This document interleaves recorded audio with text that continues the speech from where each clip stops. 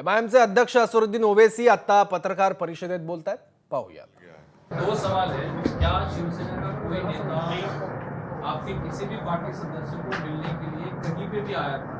और दूसरी बात, क्या आप मानते हैं कि शिवसेना का जो पॉलिटिकल वजूद था जो पहले था वो अब चेंज हुआ? तो अब ये दोनों सवाल महाराष्ट्र के सदर दे सकते हैं। उन्होंने कहा है जो भी निर्णय होगा पंखा बंद कर दो भाई, बोलिए।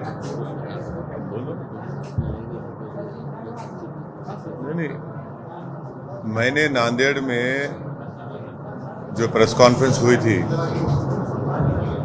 उसमें मैंने ये कहा है कि जब सवाल हमसे पूछा गया था राज्यसभा के इलेक्शन के बारे में, तो मैंने ये जवाब ये दिया और उसको दोबारा आपके सामने दोहरा रहा हूँ, रिइटरेट कर रहा हूँ कि हमारी पार्टी से कोई भी कांटेक्ट नहीं किया, राब्ता नहीं किया।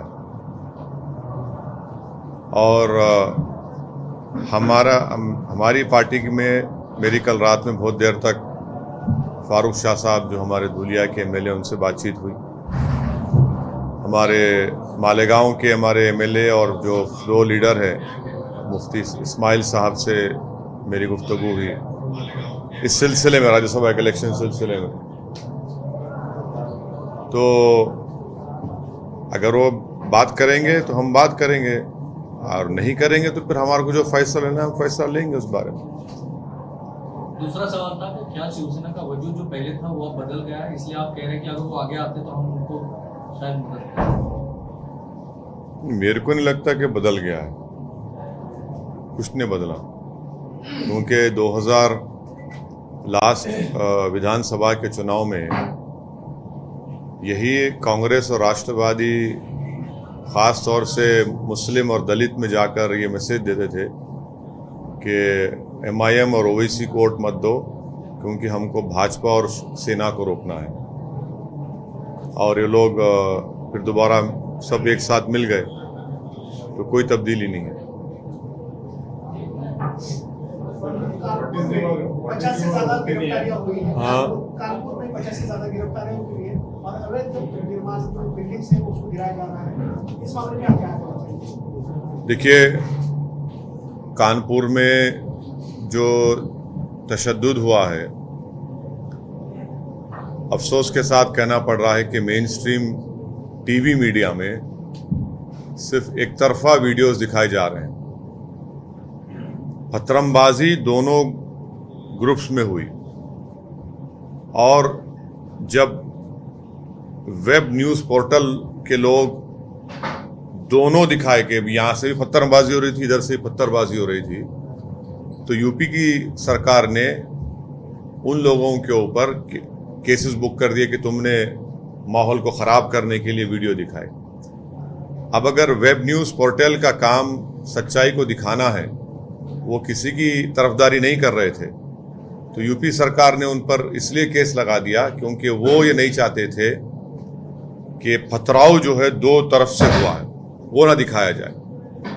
तो वो उसके वीडियोस आज भी अवेलेबल हैं, और वहाँ पर कानपुर में पथराव हुआ है, दोनों तरफ पथराव हुआ है, मगर एक तरफा गिरफ्तारी जो हमेशा ऐसा ही होता है, और फिर एनएसए उन पर लगाना, और तीसरा ये धमकी देना कि उन लोगों के घर को तोड़ दिया जाएगा।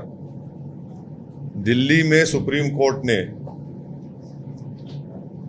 ऐसा ही, जब दुकानें तोड़ी जा रही थी, तो सुप्रीम कोर्ट ने उसको सो मोटो लिया, और उसके बाद वो कोर्ट में गया, उस पर स्टे लग गया। अभी भी हम यूपी सरकार से कह रहे हैं कि आप प्रिंसिपल्स ऑफ नेचुरल जस्टिस के खिलाफ नहीं जा सकते।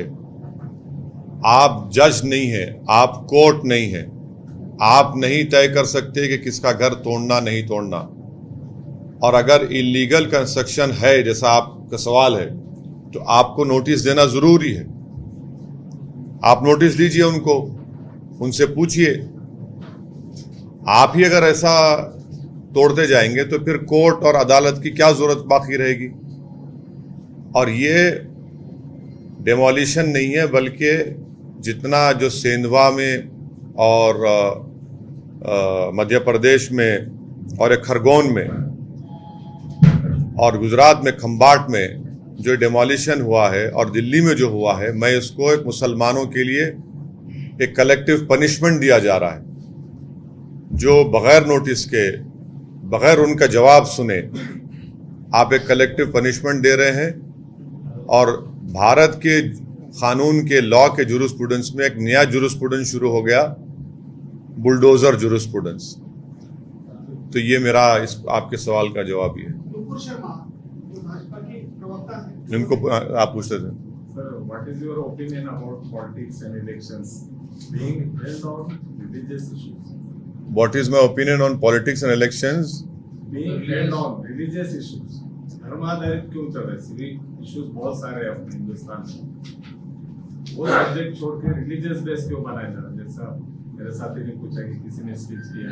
नहीं, इसका भी जिम्मेदार औरंगजेब है। नुपुर शर्मा तो देखिए, रिलीजन तो कोड ऑफ कंडक्ट के कानून के लिहाज से आप इलेक्शंस के दौरान में रिलीजन को इस्तेमाल नहीं कर सकते, मगर उसमें एक्सेप्शन क्या है कि आप हिंदुत्व के ऊपर वोट मांग सकते, किसी और के नाम पे अगर आप मांगेंगे तो आप वायलेशन करेंगे कोड ऑफ कंडक्ट का। वो एक सुप्रीम कोर्ट का जजमेंट है जस्टिस जे.एस. वर्मा का, और बाद में भी जस्टिस मेरे ख्याल से, मेरी मेमोरी से ये तो justice chief justice of India Chauhan साहब ने क्या भी जजमेंट है उसमें। ये बात बिल्कुल सही है कि रिलीजन के ऊपर पॉलिटिक्स नहीं होनी चाहिए, मगर हो रही है, और देश की जनता को इसके ऊपर फैसला करना है कि वो रिलीजन के ऊपर वोट देंगे या एम्पावरमेंट के नाम पर देंगे या फिर इकोनॉमिक डेवलपमेंट के नाम पे देंगे, किसानों की मसाइल को देखकर वोट देंगे, नौजवानों की जो बेरोजगारी आज भारत में है, वो पूरी दुनिया में सबसे ज्यादा अगर नौजवान बेरोजगार है तो भारत में है, इन्फ्लेशन सबसे ज्यादा है, और ये सब चीजें हैं, तो जाहिर है ये तो जनता को तय करना है। सर, जो मिडिल ईस्ट में जो रिएक्शन आई है और जो एबीई ने रिएक्ट किया है, उसको आप कैसे जो रिएक्शन आई है ईरान, इराक और बाकी सऊदी अरब की तरफ से, और जिस तरीके से एबीई ने उसको रिस्पॉन्ड किया है, आप कैसे देखते हैं? आपका भी सवाल कुछ था उससे, वही है। तो देखिए, times now English channel, news channel में प्राइम टाइम पर बीजेपी के स्पोक्स पर्सन भी हैं और नेशनल एग्जीक्यूटिव कमेटी के मेंबर भी हैं। उन्होंने प्रॉफेट मोहम्मद सल्लल्लाहु अलैहि वसल्लम के बारे में अनाप शनाप बका, उनको इंसल्ट करने की कोशिश की। और एक बात आपको याद रखना है कि उस प्रोग्राम से 1 या 2 दिन पहले न्यूज 24 एक न्यूज चैनल है, एंकर मानक गुप्ता साहब हैं, वही अल्फाज उन्होंने दोहराए। तो ये रिपीटेशन है ये। और एक बीजेपी के नेशनल स्पोक्स पर्सन जब रिपीटेशन करते हैं तो वो उनकी वो पार्टी लाइन है नंबर 1, इससे कोई इनकार नहीं कर सकते, तो पार्टी लाइन है, क्योंकि एक बार नहीं, दूसरी मर्तबा बोले। नहीं, हाँ, आपको सुन तो लीजिए, अभी आप एकदम ही आप बोल रहे हैं। तो उसके 10 दिन के बाद कार्रवाई हुई। जैसे आप जल्दी बोल दिए कार्रवाई हुई, अगर जल्दी कर देते तो सवाल ही नहीं उठता था। तो वो 10 दिन के बाद कार्रवाई हुई।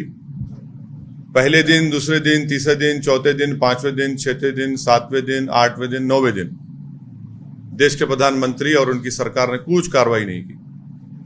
भिवंडी में उसके 2 दिन के बाद, भिवंडी में हमारी जनसभा थी, उसमें मैंने अपने स्पीच में यह कहा कि हम देश के प्रधानमंत्री से रिक्वेस्ट करते हैं कि आप देश के प्रधानमंत्री हैं, आप हर रिलीजन के, कास्ट के आप प्रधानमंत्री हैं, आप इनके खिलाफ एक्शन लीजिए, आपके स्पोक्स पर्सन के खिलाफ। ये गलत कहा उन्होंने, मगर प्रधानमंत्री उस पर एक्शन नहीं लिए, उनकी सरकार उस पर एक्शन नहीं ली। हमको इस बात का गुस्सा है कि प्रधानमंत्री ने भारत के मुसलमानों को, जो नागरिक हैं इस देश के, उनकी बात को नहीं सुना। आपने हमारे गम को, हमारी पीड़ा को नहीं समझा, और आप अफसोस के साथ जो फॉरेन कंट्रीज में वहां पर उनके नागरिकों में गुस्सा पैदा हो गया, सोशल मीडिया पर वहां पर एक ट्रेंड करना शुरू कर दिया। इनके दोनों स्पोक्स पर्सन का, एक का ट्वीट और एक का वो अनाप शनाप जो उन्होंने बका।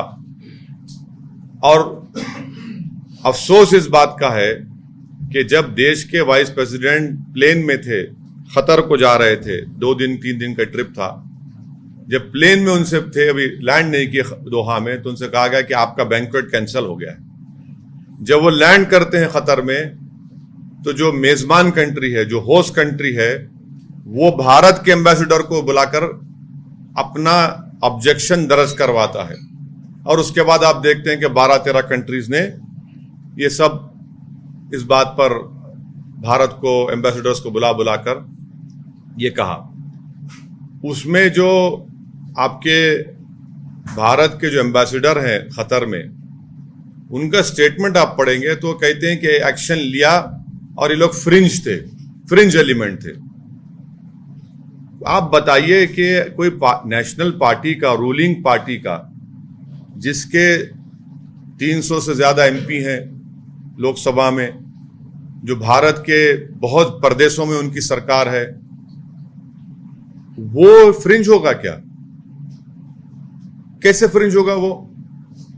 और मुझे इस बात की सख्त ऑब्जेक्शन है कि एक एम्बेसडर का काम ये नहीं है कि किसी को फ्रिंज बोले, किसी को वो बोले। एम्बेसडर तो आता है, जैसा आपने कहा कि एमईए के तहत आता है, वो ऐसा बिहेव करे सा कोई बीजेपी पार्टी का स्पोक्स पर्सन है वो। चाइना में होता है, चाइना का जो सीपीपी का मॉडल है, उसमें कोई ऑफिसर अब बगैर पार्टी का बनता ही नहीं है। फिर उसके बाद आपने उनको दुनिया को और हमारे आंखों में धूल झोंकने के लिए आपने उनको सस्पेंड कर दिया, एक को पार्टी से निकाल दिया। वो आपकी नेक नियति को ज़ाहिर नहीं करता। अगर आप उनके उस भाषा को गलत मानते हैं, उनके ट्वीट को गलत मानते हैं, तो सरकार की जिम्मेदारी है कि वो उनको केस बुक करे, उनको अरेस्ट करवाए, उनको जेल को भिजाए। सिर्फ सस्पेंड करके आप ये नहीं बता सकते कि आपने बहुत बड़ा काम कर दिया। आपने कुछ काम नहीं किया, आपने 10 दिन के बाद काम किया, और आपने 10 दिन के बाद ये एक्शन लेकर देश के प्रधानमंत्री ने, जो 8 लाख भारत के लोग इन गल्फ कंट्रीज में काम करते हैं, उनको बड़ा परेशान कर दिया उन्होंने। अगर वहां पर उनकी सिक्योरिटी नहीं होगी, उनकी सेफ्टी नहीं होगी, तो देश के प्रधानमंत्री की जिम्मेदारी है। आप यहां पर इस तरह के अपने स्पोक्स पर्सन से पूरी इजाजत के साथ वो बकवास बोलते हैं, अनाप शनाप बकते हैं एक रिलीजन के खिलाफ। और आप तमाम मीडिया के लोगों के लिए मैं एक रिक्वेस्ट करके बता रहा हूं कि मुसलमानों के लिए, पूरी दुनिया में मुसलमानों के लिए सबसे महबूब तरीन चीज, सबसे जो सिंबल है हमारे लिए, वो prophet Muhammad peace be upon him, वो हमारे लिए बहुत इंपॉर्टेंट है। आप वहीं पर अनाप शनाप बकते हैं। तो इसमें आप देख लीजिए कि 8 मिलियन भारत के लोग गल्फ कंट्रीज में रहते हैं, 55% रेमिटेंस आते हैं हमारे देश को, मेहनत मजदूरी करते वो लोग। एनआरआई डेस्टिनेशन 10 में से 6 टॉप वहां के हैं। हमारा उनसे ऑयल आता है, एंटी टेररिज्म के ऊपर हम उनसे कोऑर्डिनेशन करते हैं। कतर अमेरिका का कमांड एंड कंट्रोल सेंटर वहां पर है। बहरेन में यूएस का नेवल बेस है। ट्रेड हमारा उनसे है। अभी हमने यूएई से बेहतरीन एक एग्रीमेंट साइन किया ट्रेड के लिए। तो इन सब चीजों को देश के प्रधानमंत्री दांव पे लगा दिए हैं। तो इसीलिए हम देश के प्रधानमंत्री से ये बता रहे हैं कि ये जो नफरत मुसलमानों के खिलाफ पैदा हो रही है, उसमें तो आप ही का रोल है, आपकी पार्टी का और आपका रोल है। हिजाब पे आपको खतरा, हलाल गोश्त पे आपको खतरा। अगर कोई बंडी पर गोश्त चिकन बनाकर बेचता तो नहीं, वहां नहीं बेचना तो दूसरी जगह बेच।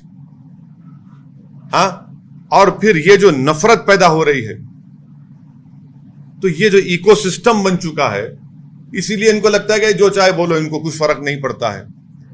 80-20 की लैंग्वेज कौन बोला है? शमशान कब्रस्तान की जबान किसने इस्तेमाल की? किसने कहा था कि कपड़े देखकर पहचानो के कौन दंगाई है? ये पूरा बनता है ना इससे। देश के गद्दारों को गोली मारो, डैश डैश लोगों को। इन सब चीजों की वजह से इकोसिस्टम बन गया नफरत का। इसीलिए भारत में मुसलमानों की डिग्निटी कहां है, हम पूछना चाह रहे हैं। अब आप ये सब बोलते बोलते बोलते हमारे प्रॉफेट मोहम्मद सल्लल्लाहु अलैहि वसल्लम पर आ गए बात। डिग्निटी याद रखिए, भारत के संविधान का एक बहुत बड़ा हिस्सा है और कोई किसी को आप ऐसा नहीं कर सकते। और अभी भी हम उम्मीद करते हैं कि किसी भी मजहब के बड़े बड़े जो उनके रहनुमा हैं, जिस पर उनको अपना फेथ है, रोकिए ना आप। रोकना चाहिए, किसी को बोलना नहीं चाहिए उनके ऊपर। तो इसलिए हम उम्मीद करते हैं कि देश के प्रधानमंत्री, जो अंग्रेजी में कहते हैं वॉक द टॉक, करेंगे और उनके दोनों स्पोक्स पर्सन को अरेस्ट करवाएंगे और उनको जेल को भेजाएंगे। तभी ये सही मानों में वो इंसाफ होगा।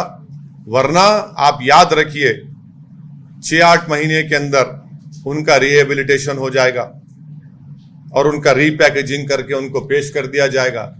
ये होता आया है, तो ये बहुत गलत है, ये नहीं होना चाहिए और बहुत गलत काम हुआ है। तो क्या आपको लगता है कि सिविल वॉर की तरफ हम लोग जा रहे हैं, जैसे अमेरिका की कुछ रिपोर्ट्स भी आए हैं? दूसरी बात, नुपुर शर्मा की फैमिली को जिस तरीके से थ्रेट आया है। एक बात सुनिए, बीजेपी का आप लेटर पढ़े, सस्पेंशन का? पढ़े आप? जो आया है नहीं पढ़े आप? नहीं पढ़ा। तो पढ़ना चाहिए आपको। आप बोल रहे उनकी जान पर थ्रेट आ रहे। नुपुर शर्मा की तरफ से जो आया है वही मेरा नहीं सवाल नहीं है। नहीं, उनको मीडिया को ये कहा नहीं नहीं, है कि उनको मेरा जो फैमिली का एड्रेस है वो न बताया जाए। कौन बताए? अरे बीजेपी सस्पेंशन लेटर में एड्रेस लिखती है उसका, मैं पढ़ के सुनाऊं क्या अभी आपको? वो आप लिखते हैं, मीडिया को देते हैं आपको। आप पूरा आम कर दिए उसका घर का एड्रेस, आप और हम नहीं किए। और जो थ्रेटनिंग कॉल आ रहे हैं उसके ऊपर आपकी क्या राय है? क्या नहीं नहीं, हम अपील करना चाहेंगे? नहीं नहीं, अपील देखिए, कोई कानून हाथ में नहीं लेना, खत्म। कानून हाथ में लेने का इख्तियार किसी को नहीं है। हाँ, मेरे को भी तकलीफ हुई। मेरी जिंदगी जो है मेरे रसूल के लिए कोई अहमियत नहीं रखती। मैं उनके नाम का सदका खाता हूं मैं, मगर मैं पुलिस में जाकर कंप्लेन किया। हैदराबाद में जाकर हम कंप्लेन किए, एफआईआर दर्ज हुआ।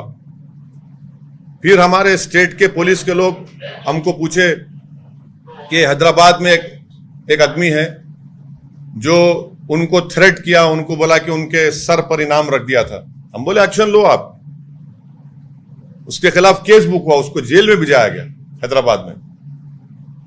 ये बोलते हैं ना, इसको आप वो करिए, आप करिए, क्यों नहीं कर रहे आप? और हम तो महाराष्ट्र सरकार से ये बोलेंगे कि आप उसको जाकर अरेस्ट करिए ना। आप तो सत्ता में हैं यहां पर। भाई शरद पवार साहब के खिलाफ कोई बोला तो जाकर आप थप्पड़ मार के उसका इनक तोड़ देते। कोई फिल्म एक्ट्रेस बोली तो उसको आप जेल को भिजा दिए। उद्धव ठाकरे के खिलाफ कोई बोला तो सैनिक जाकर इंक फेंकते, उसका गड़बड़ कर देते। ये करो ना भाई, आप क्यों क्वेश्चनिंग करते? भिजाओ ना, जाओ ट्रांजिट वारंट लेकर जाओ, लेकर आओ मोहतरमा को यहां पर, करिए ना। आप करना चाहिए आपको। क्यों? सिविल वॉर वाला एक सवाल पूछा था मैंने, सिविल वॉर वाला एक सवाल पूछा था जो अमेरिका की डिफेंस सेक्रेटरी का जो रिपोर्ट्स आया है। कौन से अमेरिका सेक्रेटरी का डिफेंस? जो अमेरिकन का अभी जो करंट गवर्नमेंट है उसमें हिंदुस्तान में जिस तरीके से अटैक हो रहे हैं, मैंने सवाल ये पूछा कि क्या सिविल वॉर की तरफ डिबेट हो रही है? सुनिए, अगर मैं पढ़ा होता तो जरूर उस पर तबसरा करता। मैं, आपने मुझे कहा इंशाल्लाह कल सुबह में पढ़ूंगा। मगर एक रिपोर्ट है जो आपको पढ़ना चाहिए, वो है अमेरिका की स्टेट डिपार्टमेंट ने रिलीजियस फ्रीडम रिपोर्ट जारी करती है हर साल। 3 साल से भारत को वो कंट्री ऑफ कंसर्न में डाल रहे हैं। पिछले हफ्ते वही तो आया। नहीं, रिलीजियस फ्रीडम की रिपोर्ट है, कंट्री ऑफ कंसर्न में डाल रहे हैं। ये कि हमारी क्या हमारा स्ट्रेटेजिक रिलेशनशिप है अमेरिका से 3 साल से, और वो पढ़ते हैं दुनिया में सब लोग रिपोर्ट को। तो इस पर क्या करेंगे? आप बोलते हैं वोट बैंक पॉलिटिक्स, ये कोई जवाब है? और जो कुछ भारत में हो रहा है ना, ये नॉर्थ कोरिया चाइना नहीं है, ये सब दिखता है पूरी दुनिया में क्या हो रहा है क्या नहीं हो रहा है। अमेरिका जिससे हमारे क्लोज रिलेशनशिप है, उनकी रिपोर्ट है कि कंट्री ऑफ कंसर्न में इंडिया को डाल रहे हैं। तो ये मोदी सरकार को इसको देखना पड़ेगा कि क्यों अमेरिका कंट्री ऑफ कंसर्न में डाल रहा है। हमारे फॉरेन मिनिस्टर बोलते हैं India's internal matters are internal matters. फिर ये कैसा हो गया भाई? फिर ये कैसा हो गया बताइए? इतने 12-12 13-13 कंट्रीज भारत के, ये आप बीजेपी के स्पोक्स पर्सन के ऊपर तबसरा कर रहे हैं। सर सिविल वार पे जवाब नहीं दिया। मैं रिपोर्ट नहीं पढ़ा। पंजाब के सिद्धू उनको पूछने नहीं पूछ। समान नागरिक कायदा जो है अभी सब चल रहा है, ये जगह पे आप सब आने वाले हैं, तो आपको क्या कहना है उसके समान नागरिक कायदे के बारे में? Uniform civil. देखिए, यूनिफॉर्म सिविल कोड के ताल्लुक से जब लॉ कमीशन ने, पिछला लॉ कमीशन ने हम सवालात ओपिनियन पूछे, तो हमारी पार्टी की तरफ से हम लिख कर दिए थे कि यूनिफॉर्म सिविल कोड की भारत में जरूरत नहीं है। और हमारा मानना यह है कि भारत की खूबसूरती उसका कल्चर है, उसका मल्टी कल्चरल है, मल्टी लैंग्वेज है, मल्टी रिलीजियस कंट्री है, भारत की खूबसूरती है। आप यूनिफॉर्म सिविल कोड की बात करते हैं तो ये हमारे संविधान के पार्ट 4 का हिस्सा है। उसमें शराबबंदी का भी जिक्र है। बंद कर दो ना शराब, आप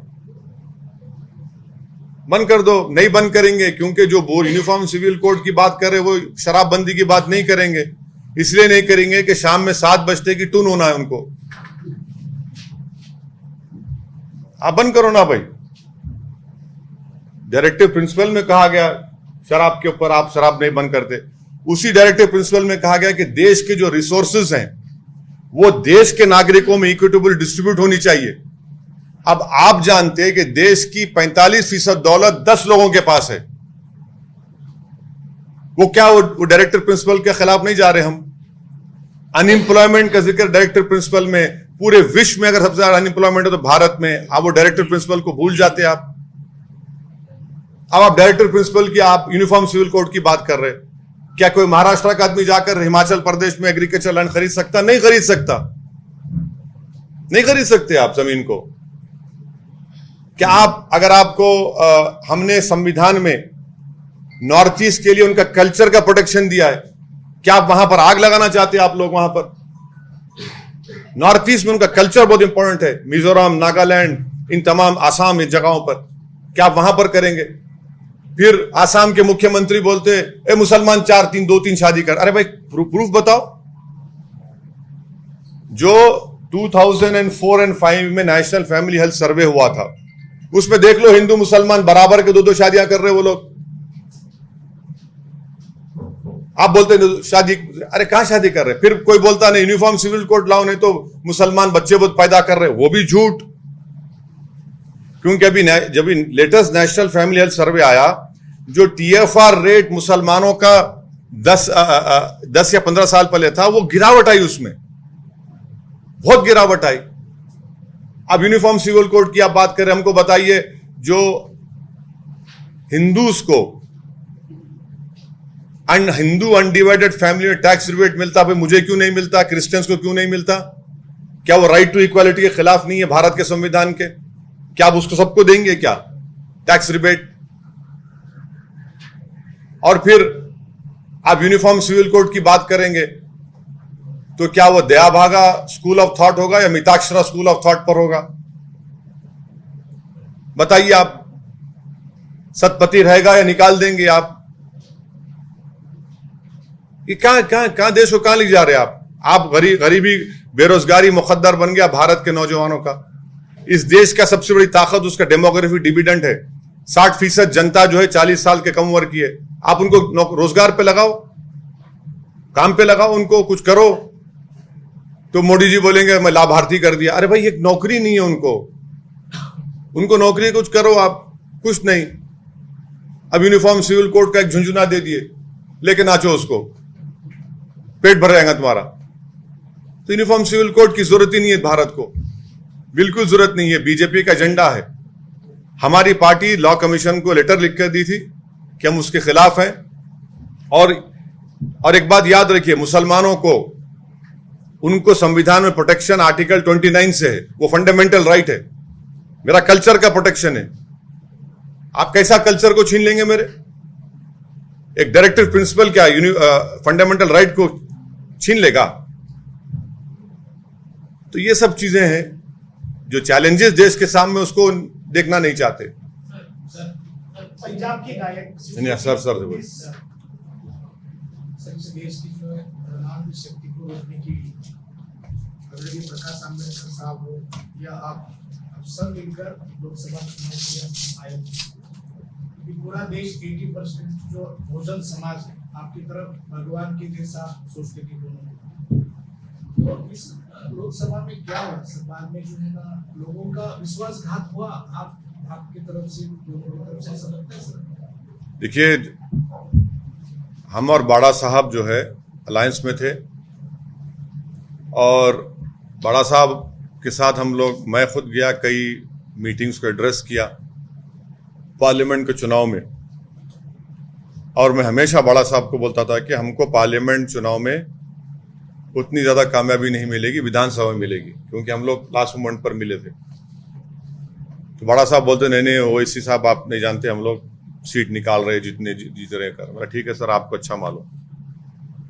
फिर वो असेंबली का चुनाव आया, तो मैं बड़ा साहब से हम लोग मिले, इम्तियाज साहब मिले, डॉक्टर गफ्फार खादरी हमारे वर्किंग प्रेसिडेंट वो मिले। हम उनसे एक ही रिक्वेस्ट कर रहे थे कि हमको आप कितने, हम 16 सीट बोले, 20 सीट बोले थे, 32 सीट्स के हम लिस्ट दिए थे उनको, तो वो राजी नहीं थे। फिर मैं पूना गया, पूना जाकर मैं उनसे अकेले 1-to-1 बात किया बड़ा साहब से। मैं आज भी इज्जत करता हूं और कल भी करता रहूंगा। आखिर में उनको बोला कि बड़ा साहब एक काम करिए, आप 32 नहीं, बोला ठीक है 32 नहीं, आप मेरे को सिर्फ 8 सीट दे दो, जिसमें से 2 हमारे सिटिंग एमएलए है, इम्तियाज साहब की सीट और वारिस पठान की। उस पर भी बोले नहीं, वो भी नहीं दूंगा मैं। अब आप बोलिए मेरा सिटिंग एमएलए की सीट पर अगर आप नहीं देंगे तो कैसा होगा? मैं बोला भाई 8 सीट दे दो मेरे को, आप पूरा ले लो। तो मैं 3-4 घंटे बैठा, वो उसके बाद नहीं हुआ। तो अब मैं सिटिंग एमएलए की सीट कैसे छोड़ूंगा बताइए आप? तो यकीनन लोगों को इस बारे में तकलीफ होंगी, हमको भी तकलीफ है। अब ये प्रैक्टिकल रीजंस हैं, तो इस पर अब क्या कर सकते हैं? मैं उन मोहन बाबू जी ने कहा है कि देश के हर मंत्री को शिवलिंग, ये बात आपको अजीब लगने वाली है या कैसा? उन्होंने बहुत बोलते रहते हैं साहब, उस पर ज्यादा ध्यान देने की जरूरत नहीं है। तो इसलिए सर कहीं नहीं जा रहा हूं, मुकम्मल कर लूं मोहन भगवत। तो वो थोड़े दिन पहले बोले थे 1 साल 1.5 साल मुसलमान चोरी का सामान है। अब बोलते हैं कि ये बयान दिए, और उस बयान का पूरा हिस्सा बोलिए ना आप। उस स्टेटमेंट में, उनकी भाषण में उन्होंने कहा कि मुसलमानों के पूर्वज हिंदू थे और आक्रमण करने वालों ने इस्लाम को लाया। ये क्या बात है भाई? बार बार हमको आप ले जाकर एक रिलीजन से जोड़ देते हैं। तो क्या मोहन भगवत साहब के पूर्वज क्या बुद्धिस्ट थे क्या? उनको जबरन चेंज कर दिया गया, ये क्या बात है? और बोलते कि इस्लाम आक्रमण इस्लाम आक्रमण से नहीं आया देश में। इस्लाम आया केरल में, ट्रेडर्स से आया, स्कॉलर्स से आया, सूफियों से आया। और इसीलिए देश के प्रधानमंत्री भारत की सबसे पहली मस्जिद, बल्कि पूरे जो हम लोग बोलते हैं ना बर्रे सगीर, सब कॉन्टिनेंट, उसकी सबसे पहली मस्जिद ले जाकर उसका मिनिएचर सऊदी अरब के बादशाह को दिया। और ये बोलना कि ऐसा मत करो भाई, जितने पिटिशनर ज्ञानवापी में, मथुरा में, क्या वो संघ के नहीं है क्या? संघ के हैं पूरे वो। आप उनका बैकग्राउंड चेक कर लीजिए, मालूम कर लीजिए। खुद तेलंगाना में उनका प्रेसिडेंट बोलता है कि हम मस्जिद को खोदेंगे। ये क्या बात कर रहे हैं वो? आप खुद पार्टी है उसमें, आपके लोग कोर्ट को भाग रहे हैं, आपके सब लोग आपको वो बोल रहे हैं, तो केसेस विड्रॉ कर लो ना, फिर आप खत्म करो केसेस को। फिर आप सर बीच जो लोकल इलेक्शन हुए उसमें आप एमआईएम या कांग्रेस, राष्ट्रवादी या आठवले के साथ कोई अलायंस करेगी? अभी तो अलायंस का कोई बात सोचे भी नहीं ना, बहुत जल्दी है। अभी तो हम अपनी पार्टी को मजबूत करने निकल रहे हैं, संगठन को, जनता से अपने जाके अपना मैसेज देने का, और उसी तैयारी में हम लोग लगे हुए हैं। अब ये अलायंसेस का तो ये और डॉक्टर गफ्फार कादरी साहब आपको अच्छा बताएंगे। महाराष्ट्र में स्टेपिंग स्टोन बोल के एमआईएम का यूज लोग कर रहे हैं। शुरू में आते हैं एमआईएम में और बाद में राष्ट्रवादी में जाओ, कांग्रेस। अरे मैं कभी फायदा तो हो रहा ना, नुकसान तो नहीं हो रहा किसी को। सर जो पुराने लोग हैं, अभी पुराने लोग, आप भी तो पुराने हैं, आजकल मीडिया में आ गया। पुराने लोगों को आप नगर पालिका है, हमारी ख्वाहिश है कि यहाँ पे भी कुछ नगर सीट चुन के आए। आपके दिल में कुछ राज छुपा हुआ है। सर एक सवाल ये है, हाँ। आपके नांदेड़ के प्रेस कॉन्फ्रेंस के बाद शिवसेना के अरविंद सावंत ने ये बात कही कि जिस तरीके से हम लोग अभी नई राजनीति लेके चले हैं, तो ये एमआईएम का फर्ज है कि वो हम लोगों को सपोर्ट करे। और दूसरी बात, जब इम्तियाज जलील साहब हमसे बात कर रहे थे, तब उन्होंने कहा कि हमारी भी कुछ कंडीशंस है, तो वो क्या कंडीशंस? ये इम्तियाज जलील साहब बता सकते हैं, क्योंकि ये उनका पहला सवाल तो नहीं देखिए, कोई बातचीत हमारे से कोई नहीं करे, मैं आपको बता रहा हूँ, वो गलत कह रहे हैं। तो वो कंडीशन लाने का सवाल ही क्या होता है?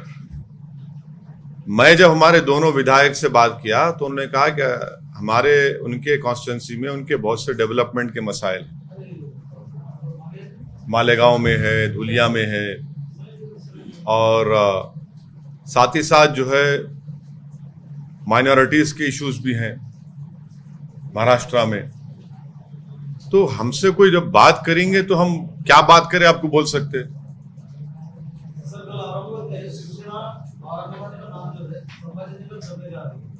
आपको कैसे मालूम? ये बात पिछले हफ्ते से चल रही है, और जो खैरे साहब हैं उन्होंने वैसे ही मीडिया को कहा है कि ये बात पूरी हो गई है, उस्मानाबाद का भी नाम चेंज होगा और औरंगाबाद का भी चेंज होगा। अब बोलते हैं खैरे साहब, अल्लाह उनको सेहत दे। हैदराबाद सामूहिक बलात्कार के मामले में, हाँ? हैदराबाद सामूहिक बलात्कार के मामले में भाजपा के एक विधायक ने टिप्पणीजनक वीडियो या नाबालिग लड़की की फोटो और वीडियो सबूत के तौर पे, वो जान दीजिए, वो छोड़ दीजिए उसको। मैं बहुत देखिए, इतना ही कहूंगा कि वो हीनियस क्राइम है। आपका पुतला तक- जलाने पे यहाँ पे आप प्रोग्राम दे रहे हैं, जो कार्यकर्ता लोग हैं उनको आप सच्चा विषयों में काम किया है, उनको बाजू को हटा रहे हैं। पुतला जलाने, पुतला जला रहे मेरा?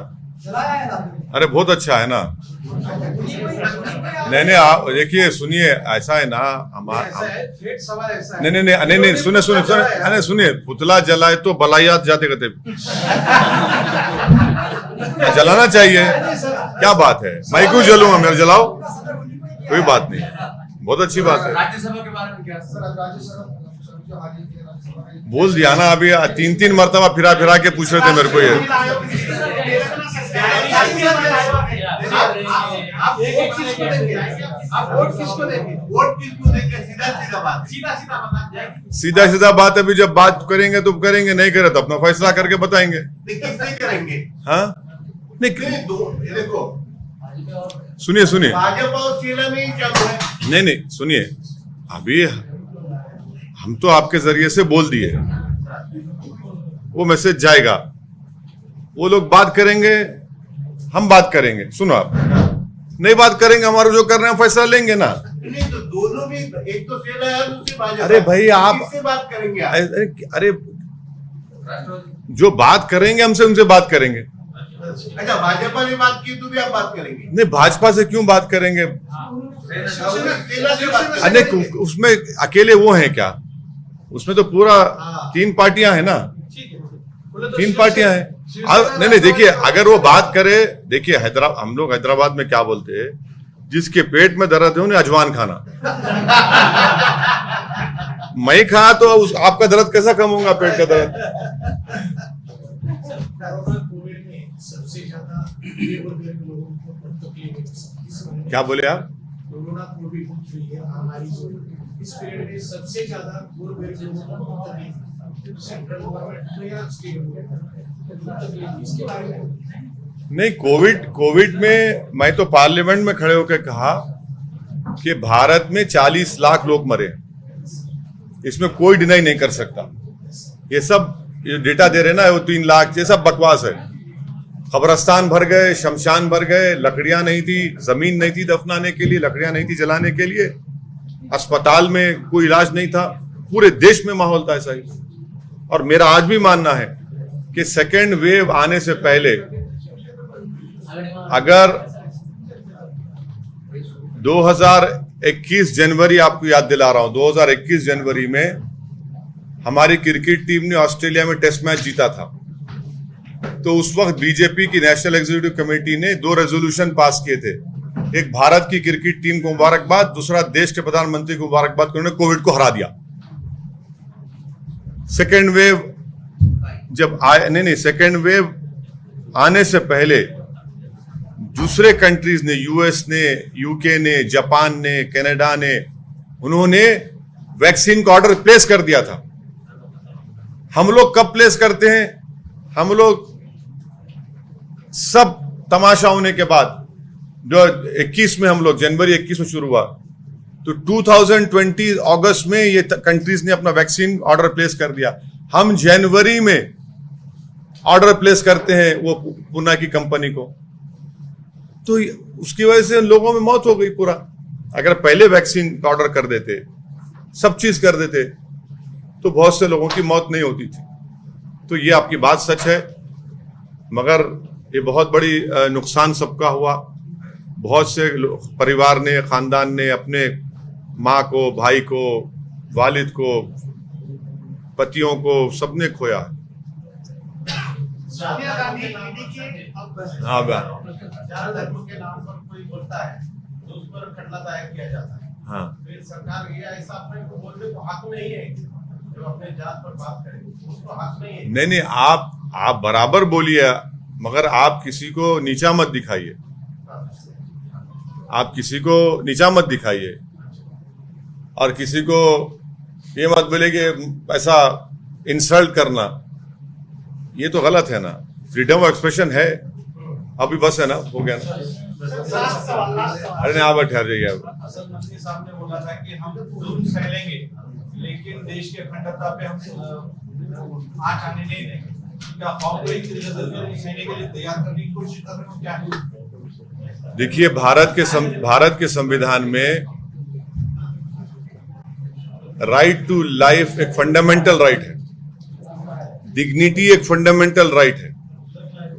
तो मैं अपनी डिग्निटी को नहीं खो सकता, ना खोने दूंगा। मेरी सबकी जिंदगी भारत में उसकी life, right to life fundamental right है। तो फंडामेंटल राइट से डिमांड करते हैं कि किसी पर जुल्म ना हो, और अगर जुल्म होता है तो रूल ऑफ लॉ प्रिवेल होना चाहिए। मैं कोई मुसलमान, भारत में कोई एक चमन नहीं है कि हर कोई चल के चले जाएंगे मुझ पे से। हम सब बराबर हैं। मेरी भी जान की उतनी कीमत है जितना दूसरे लोगों की जान की कीमत है, मेरी भी डिग्निटी है। तो ये कॉन्स्टिट्यूशन का प्रोविजन है, तो हमको उसको देखकर बात करनी चाहिए। और मेरा मानना यह है कि कोई भी हमारे को जुल्म नहीं कर सकता, ना करना चाहिए। जुल्म करेगा तो हम कानून का इस्तेमाल करेंगे, उनके खिलाफ मुकदमा, गुनाह दर्ज कराएंगे, और हम खामोश नहीं बैठेंगे।